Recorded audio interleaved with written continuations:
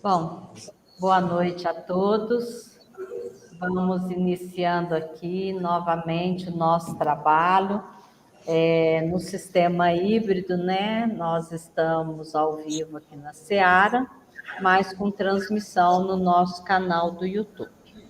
Então, para iniciar na noite de hoje, vamos aí rogando a Jesus, nosso Mestre, as bênçãos para que possamos receber por meio desta mensagem que o Ionísio vai nos trazer hoje, os informativos, também o incentivo, a inspiração para que possamos colocar em prática, para que esses ensinamentos possam vir de encontro a cada um de nós, trazendo de acordo com a nossa necessidade, iluminando os nossos caminhos para que possamos sempre colocar em prática, sermos melhores e termos melhores condições em nossas vidas.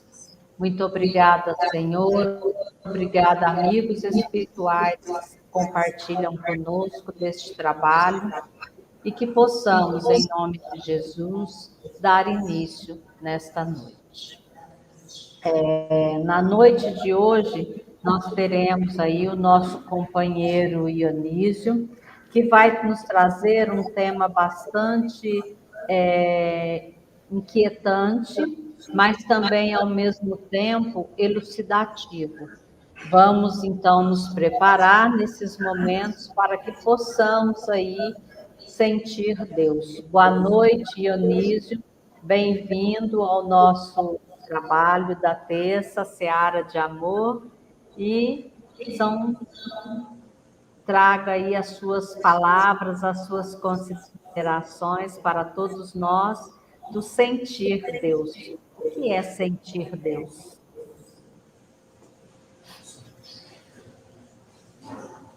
Bom, boa noite a todos que estão aqui na nossa casa Seara de Amor, a todos aqueles que estão também conosco online pelo nosso canal do YouTube. Nós nos preparamos para falar do tema Sentir Deus.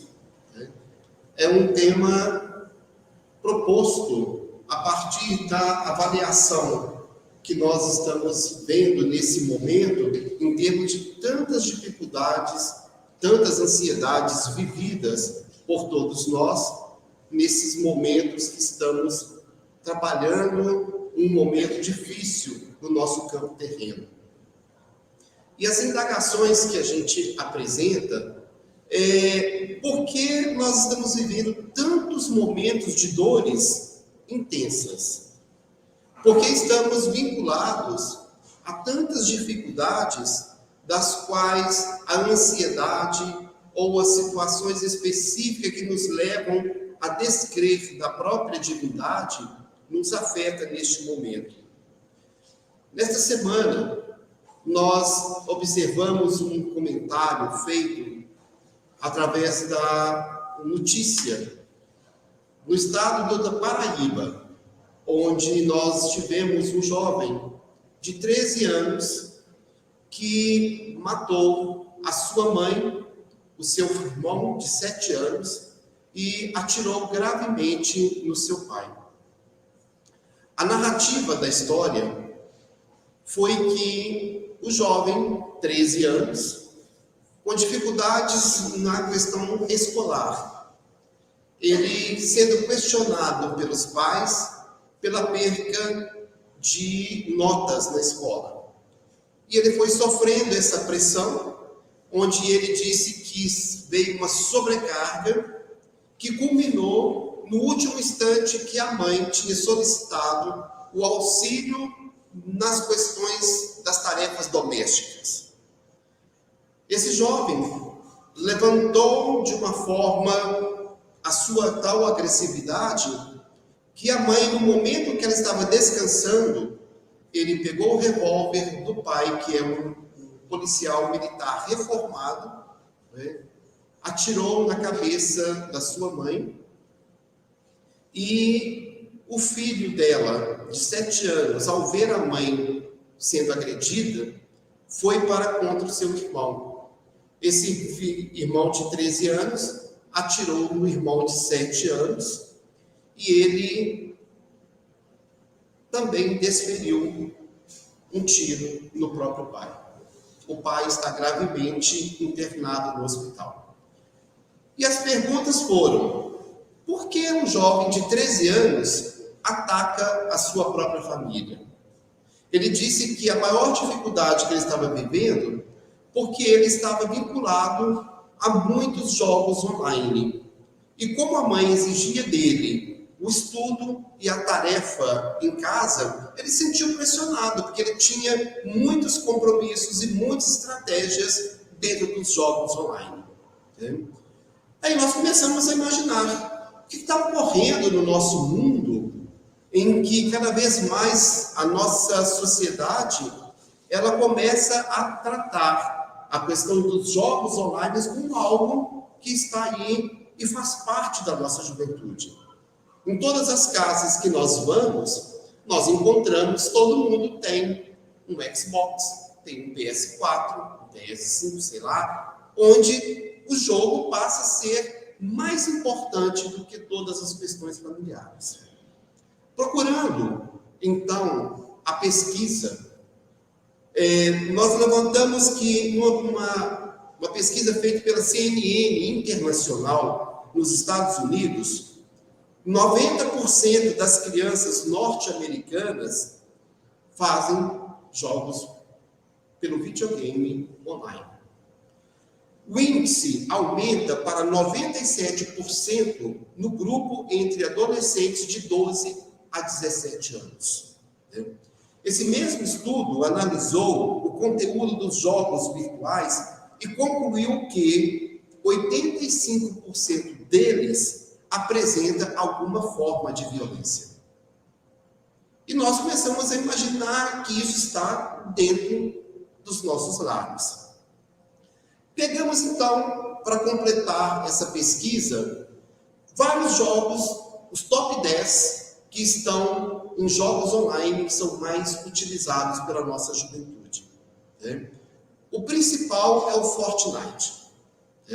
O Fortnite, a pesquisa diz que é o jogo mais popular celebrado em todo o mundo. O Fortnite ele foi lançado em 2017 e atraiu 125 milhões de jogadores no seu primeiro ano de estreia. 125 milhões de pessoas utilizando o mesmo jogo. Abaixo desses top 10 tem o Minecraft, o Free Fire, o Battlegrounds, Dota 2, o Roblox, o World of Tanks e o Crossfire.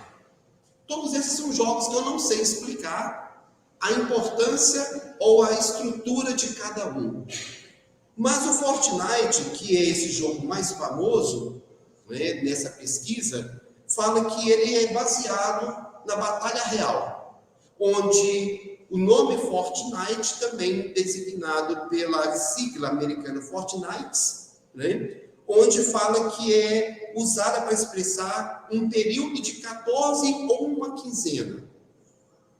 E para isso todos jogam entre si e cada um tem que manter uma estratégia para ser uma sobrevivente no jogo total entre todos.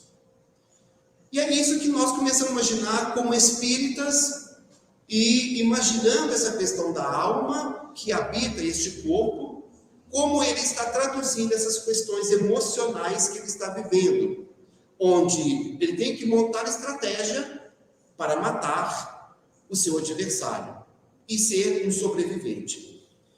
Baseado em tudo isso, nós buscamos uma música de um companheiro chamado Abel Silva e a Sueli Costa, que chama Alma.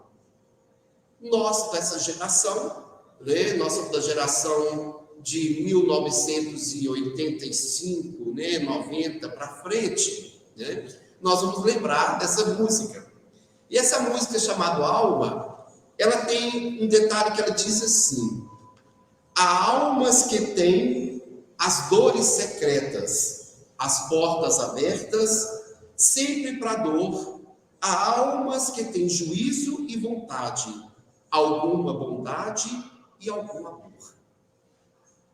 Há almas que têm dores secretas. E são os nossos filhos reencarnando com as dores emocionais que trazem consigo nesse momento. E ele completa: há almas que têm espaços vazios, amores vadios, restos de emoção. Há almas que têm a mais louca alegria, que é quase agonia, quase profissão. Já define que a alma em si, ela traz consigo vazios, ela traz dores, ela traz indagações, e é isso que nós estamos falando de processo reencarnatório. Lísias, né, no livro Nosso Lar, explicando para André Luiz o contato que ele tinha no momento em que André Luiz vai falar de um processo reencarnatório, e Lísias diz para André que todos nós temos que lavar no tanque da reencarnação o fato sujo que nos prende a uma realidade anterior. E esse lavar o fato sujo, todos nós temos que buscar clarear. E esses fatos sujos estão voltados para os processos emocionais, os vazios, as dificuldades das dores que batem no nosso íntimo e que nós sabemos talvez não nos aperceber como tratar ou como fazer. Por isso, cada vez mais, os consultórios psicológicos estão ficando cada vez mais lotados, né? Os atendimentos psiquiátricos, né, cada vez maiores. E nós estamos indo para um caminho esquecendo da nossa realidade de alma e que nos chama muito a atenção. E eu estava estudando junto a um amigo, mostrando que a nossa sociedade, nós estamos perdendo a relação do olho no olho e procurando a vida online cada vez maior. A moda atual, apesar do termo não ser atual, já é nascente em 1992, a questão do metaverso. Não sei se vocês estão acompanhando essas novidades que estão tendo aí no mercado. O metaverso é o momento que você cria a sua vida virtual da forma que você acha que você deve viver. E isso começou em 92, quando o seu originador disse que o entregador de pizza poderia ser qualquer pessoa que ele quisesse ser. E criou-se então esse mundo virtual onde eu sou aquilo que desejo. A moda é a gente criar os nossos avatares da forma que nós imaginamos. A Satiko, que é o avatar cópia fiel da Sabrina Sato, ela já está com milhões de seguidores. O Boticário, ele fez um lançamento na loja virtual desse mundo virtual que chamamos metaverso, lançando uma loja. Na primeira semana, foi uma quantidade imensa de pessoas visitando. Chegou a 9 milhões de visitantes da loja virtual do Boticário. Hoje nós compramos terrenos virtuais, onde nós construímos a nossa casa. Teve um companheiro que comprou um quadro único por 53 milhões de dólares. No mundo virtual, esse quadro existe. Nós não enxergamos ele, mas no mundo virtual, ele foi comprado por 53 milhões. A partir daí, ele começa a vender cotas para quem vai mobiliar a sua casa. Se quiser aquele quadro, ele vai comprar e vai pagar alguns cents ou alguns dólares e vai colocar na sua casa aquele quadro. Você marca encontro com as pessoas no campo virtual sem conhecer. e você compra a sua roupa, o seu carro, e você transita por esse mundo virtual. É uma bagunça. Porque nós não somos aquilo que somos, mas nos apresentamos como devemos e achamos que somos. Né? E é esta questão que a gente começa a repensar dentro da doutrina espírita. Por quê? A doutrina espírita, após o nosso contato com essa realidade, nós somos obrigados a repensar Deus. Não mais um Deus que é um ser que nós acreditávamos corporificado, mas um Deus universal.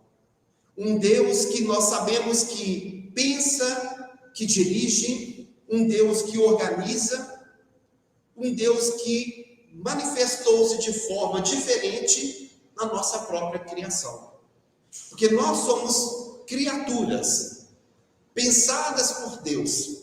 E Ele criou um equilíbrio tal no nosso campo terreno, porque se a gente modificar o mínimo que seja numa pressão atmosférica da Terra, nós criamos um caos e que não teremos talvez uma possibilidade de uma vida efetiva onde nós estamos vivendo. Quem controlou, quem estabeleceu, quais são as relações que a gente encontra nesse momento? Por isso que na pergunta do Livro dos Espíritos, pergunta número 4, há uma pergunta que vai dizendo assim, que como que nós podemos sentir, encontrar Deus? E a resposta é que no axioma onde não é efeito, se causa. Então a causa primária de tudo isso é Deus. E sendo nós criaturas criadas por este Deus, nós temos que repensar essa nossa jornada. As dificuldades maiores que nós encontramos é que nós vamos criar os nossos filhos, criar as nossas estruturas de realidade reencarnatória, olhando mais para a apresentação física do que pela apresentação espiritual. Todos nós, quando temos um filho, no momento da maternidade, a nossa maior indagação é perfeito? E a gente perguntaria, o que chamas de perfeito? Tem 2 braços, 2 pernas, 2 olhos, 2 ouvidos, enxerga bem, não enxerga bem? Essa perfeição está voltada para a nossa visão física. E nós falamos assim, quantas pessoas têm dificuldades e deficiências morais que não são apresentadas? Como poderíamos dizer que um jovem de 13 anos seria capaz de atirar contra a cabeça da própria mãe? Isso é uma deficiência? Pode ser tratada? Pode ser curada? Então essas indagações nós só vamos encontrar respostas a partir do momento que nós encontramos na doutrina espírita. Né? E aí a gente relembra também que nesses momentos de ansiedade, de dor, dentro de uma colocação feita por Divaldo Pereira Franco, que as maiores dificuldades que nós estamos tendo hoje e que nos leva a ter um nível de ansiedade muito grande, porque nós somos marcados por 3 pontos: pelo sexismo, pelo consumismo e pelo individualismo. O sexismo hoje nos leva a crer que buscamos paixões para tirar do nosso íntimo a falta do desamor que temos para conosco mesmo. Esse sexismo que virou moda. Hoje, quanto mais você abre as páginas da internet, nós vamos ver a naturalidade que as pessoas tratam da relação sexual como se fosse algo cada vez mais tranquilo. Efetivamente falando, não estamos falando de castração, não estamos falando aqui de pudor, que ninguém aqui tem que ser pudico por nada. Mas nós temos que pensar que o processo do sexismo nos leva a cair porque procuramos muito mais emoções corporais do que complementos espirituais. Hoje nós sabemos pessoas que criam vídeos, atitudes cada vez mais do sexismo, para postar em áreas virtuais, onde nós pagamos, exemplo do site OnlyFans. Todo mundo pode perguntar, você faz parte do que você está falando com propriedade? Não, não faço parte.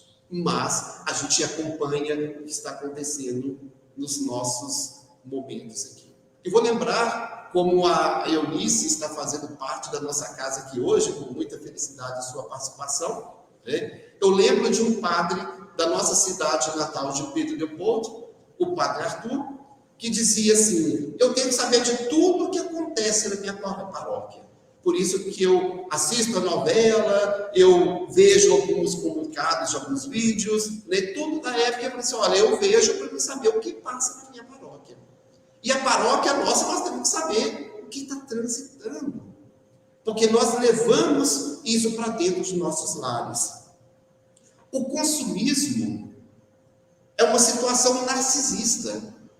Quantas pessoas falam assim: ah, estou estressado. Vai no shopping, compra, gasta, né? Passa o cartão de crédito, mas a conta chega. E nós não encontramos cada vez mais essa resposta relacionada a esse consumismo.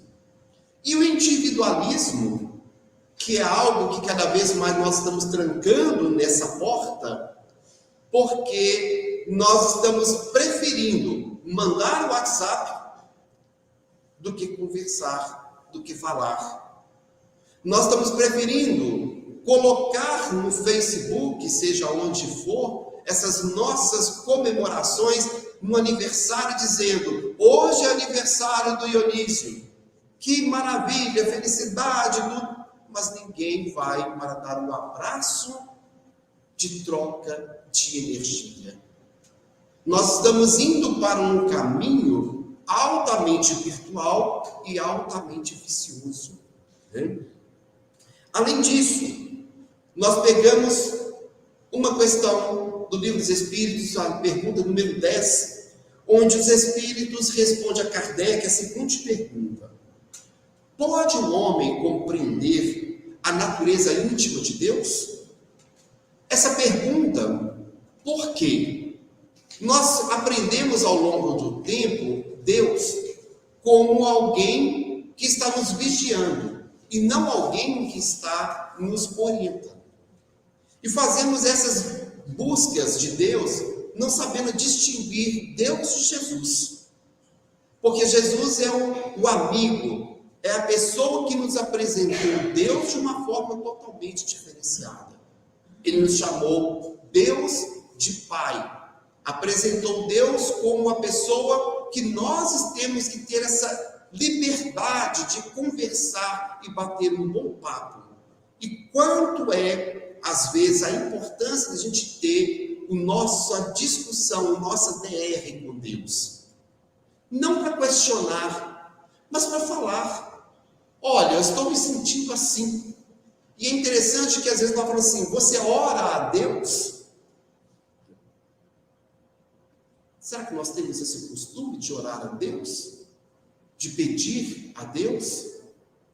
André Luiz, no livro Missionários da Luz, no capítulo 18, se não me falha a memória, que fala do passe, 18, 19, ele tem uma frase lá, dizendo que as pessoas que não buscam ter uma vida de oração, não têm uma facilidade de mudanças da sua vida. Por quê? Todas as dificuldades que a gente cria são das nossas emoções. As nossas dores, as nossas incertezas, os nossos vazios, criadas pelas nossas dificuldades. E de mesma forma, a Joana de Ângeles diz no livro Dias Gloriosos, que quanto mais nós pensamos a vivência negativa, a dor e a dificuldade criada por nós mesmos, através do que o Divaldo chama do sexismo, individualismo, tudo isso que a gente está falando aqui, ele fala que nós trazemos tanta dificuldade verdade, para as nossas células físicas, que nós alteramos a dupla hélice do nosso DNA.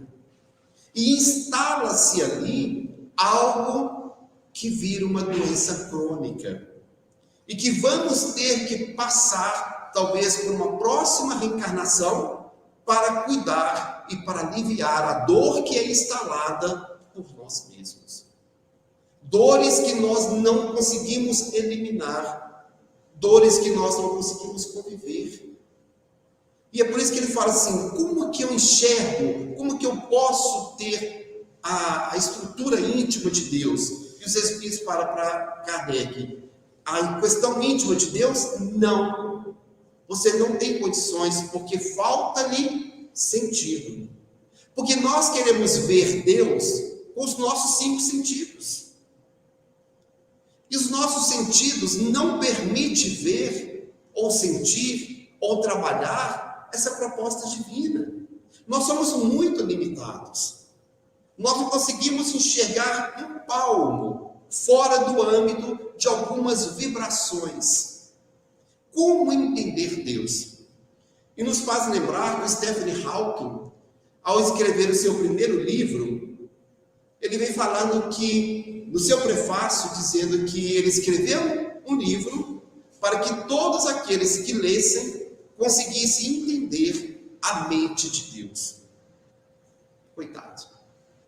Com tanta inteligência, como entender a mente de Deus se nós não entendemos nem a nossa própria mente? Não entendemos nem muito menos a nossa relação com Deus e já queremos entender o Criador. Né? E a gente chama a atenção aqui que o próprio Stephen Hawking, ao ganhar o Prêmio Nobel de Física, né, onde ele disse que os buracos negros não tinham apenas o vazio, mas que tinha algo além do vazio, que é um campo de energia no buraco negro, e ganhou o Prêmio Nobel de Física. Mas se nós lermos com atenção a pergunta 37 dos Espíritos, a resposta é a mesma.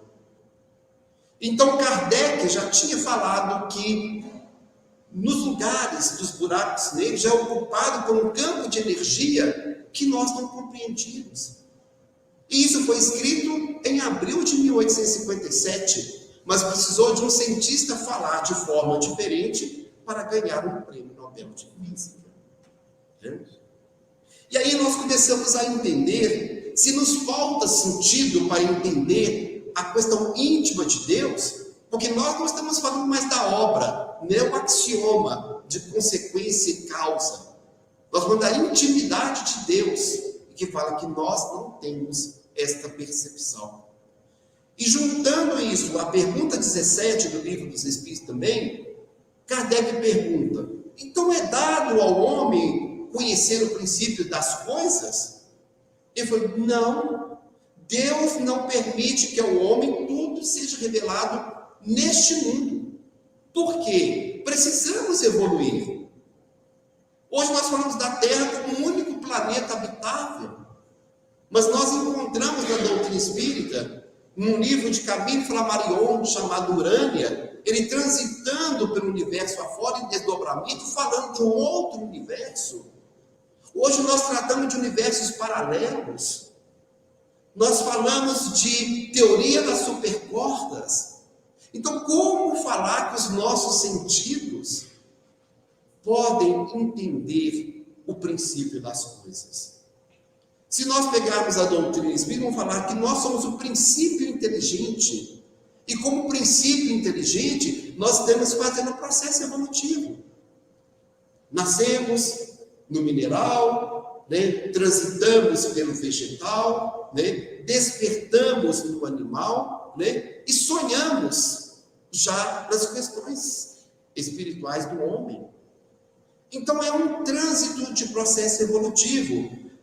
E na pergunta 244, para a gente entender essa questão de Deus, Allan Kardec fala assim, os espíritos veem a Deus? Porque quantas vezes nós falamos aí, vemos na internet, algumas pessoas assim, quando eu morri, ou quase morri, nas experiências de quase morte, eu entrei no túnel e vi Deus. Kardec pergunta: o homem, então, os espíritos veem a Deus? Ele diz a resposta: só os espíritos superiores o veem e compreendem. Os espíritos superiores o veem e compreendem. Os inferiores sentem-no e adivinham. Então, nós podemos dividir aqui a plateia em dois momentos. Para vocês que são espíritos superiores, né, vocês conseguem ver e compreender, mas não é ver com os olhos físicos, não é com os nossos 5 sentidos. Ver e compreender é algo mais, é algo estrutural de algo. Você tem que fazer um aspecto evolutivo. Agora, para nós, os inferiores, ele diz que nós sentimos e adivinhamos. Sentir como? Quando nós mexemos em algo interno. Isso é sentir. Na dor, nós sentimos Deus. Na dor, quando você tem algo que mexe com o seu emocional, que você acha que o mundo deixou de existir, nesse momento você sente Deus. Eu lembro aqui de um comentário do próprio Haroldo Dutra, que ele dizendo que um dia ele sentado na praça, e ele com uma questão emocional muito difícil, ele chorando, sentado no banco, veio um senhor e disse assim: choras? Está sofrendo? Ele falou assim: sim, respondendo, pensando que a pessoa vai sentar do meu lado e vai me aconchegar. E o Senhor disse para ele assim: ora para Deus, lembrando de mim, porque aqueles que estão sofrendo estão mais conectados com Deus. E realmente é. Porque quando Jesus disse para entrar no nosso quarto e fazer as nossas preces, e quando ele diz que bem-aventurado aqueles que choram, Amélia Rodrigues diz que são raras as pessoas que vão entender o rolar de uma lágrima no rosto de uma pessoa. Por mais que nós queiramos falar de empatia, nunca vamos ter empatia. A empatia é a troca de lugar, mas sentir a dor do outro. Nunca vamos conseguir fazer isso. Porque a dor do outro, ela é especial, é dela. E Deus coloca cada momento na nossa vida de uma forma especial para que nós possamos entender essa capacidade produtiva. E nós tiramos, então, de uma mensagem psicografada por Emmanuel, através da mediunidade de Chico, chamando oração e atenção. Essa mensagem que nos faz traduzir esse sentimento de Deus, Emmanuel começa assim: orastes, pediste, ponto. Orastes, pediste. Porque nós falamos assim, no Evangelho diz: batei e pedi e vos será dado. Batei e pedi e abrir-se-vos-á.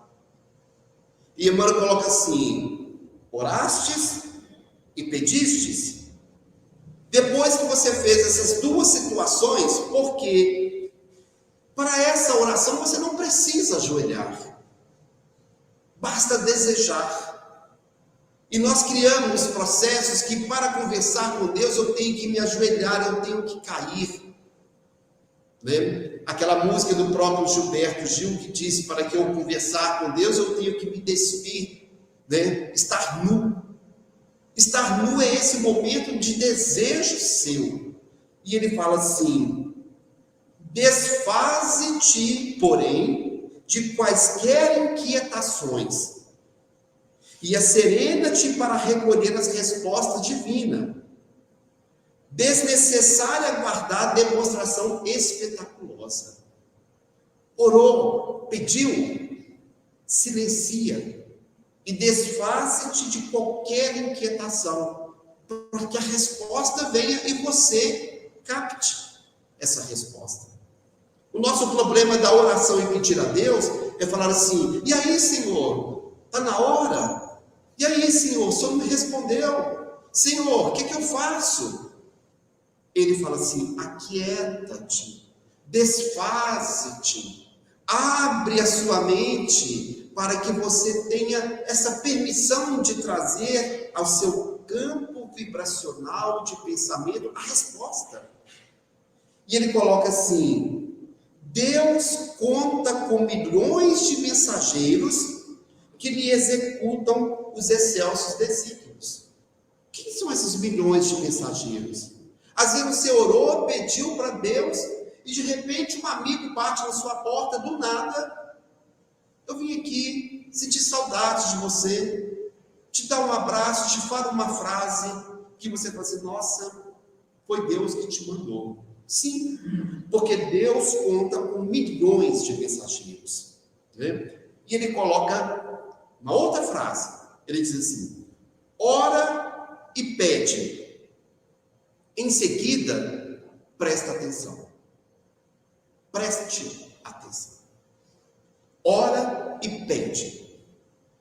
Mas esse pedir é pedir para o Pai.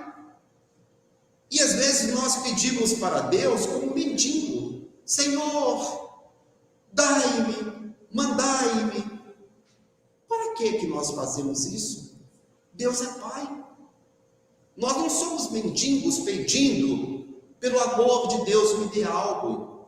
Essa nossa conversa do sentir Deus tem que ser com tranquilidade. Por isso que ele diz: ora e pede. Em seguida, presta atenção. A maior dificuldade que temos é prestar atenção. É trazer para dentro de nós essa porta aberta, para que a resposta esteja adequada. Sentir Deus é este momento sublime, na dor ou na alegria. Porque numa poesia de Casimiro Cunha, ele diz que nós ficamos muito presos a tanta injustiça na terra, mas não existe nenhum injustiçado. Ninguém é injustiçado em momento algum. Né? Por isso que nós precisamos sentir Deus, para trabalhar essa nossa questão mais íntima. E para finalizar, eu gostaria de lembrar que nós somos seres especiais. E somos tão especiais que existe uma colocação feita em que o compositor Toscanini, ele compôs uma música para uma orquestra. E na Itália, nesse dia, a orquestra sinfônica ia fazer a apresentação da sua música. E naquele dia chegou um repórter para fazer uma entrevista com Toscanini. Toscanini falou para ele: olha, está na hora da apresentação da orquestra sinfônica. Eu não consigo te atender. Mas se você quiser sentar e depois da apresentação da orquestra, eu te atendo na sua necessidade. O companheiro sentou, ouviu toda a apresentação da Orquestra Filarmônica, tocando a música escrita por Toscanini, e aí ele perguntou no final: e aí, você gostou? Foi bom? Toscanini disse para ele assim: bom, foi muito bom, apesar que tinha apenas 17 violonistas só, e a música era para 18. O repórter falou assim: impossível, está chutando. Né? E aí o repórter, saindo, ligou para a orquestra, perguntou quantos violonistas tinham naquela música. Aí a pessoa diz: olha, tínhamos 17, era para ter 18, mas um faltou.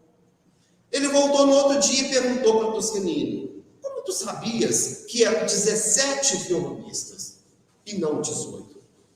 E falou: olha, eu compus a música para 18 violinos. Faltou um.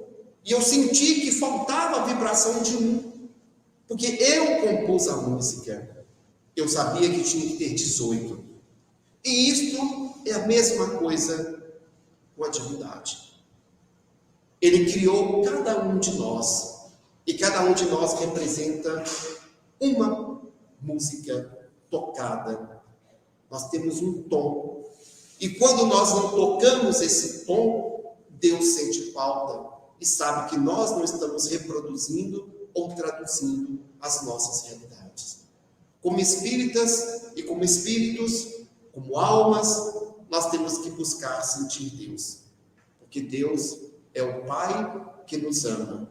Por isso Jesus disse: quando quiseres falar com Deus, dizeis mais ou menos assim: Pai nosso que estais nos céus, santificado seja o vosso nome, venha a nós o vosso reino, seja feita a tua vontade, assim na terra como nos céus. O pão nosso de cada dia dai-nos hoje, Senhor. Perdoai as nossas dívidas, assim como nós perdoamos aos nossos devedores. E não nos deixeis cair em tentação, mas livra-nos, Senhor, de todos os males. É essa relação de Pai que nós temos que traduzir no sentir Deus. Agradeço a todos vocês, agradeço aos nossos amigos que estão online conosco, né, o Almar, o Wanderson, o Edgar, né, todos eles estão conosco aqui no online. Que Jesus nos ampare, nos proteja e que Jesus esteja sempre nos direcionando para sermos o nosso 18º violino. A música de cada um de vocês é especial. Que Jesus esteja conosco. Passo a palavra para o Cláudio.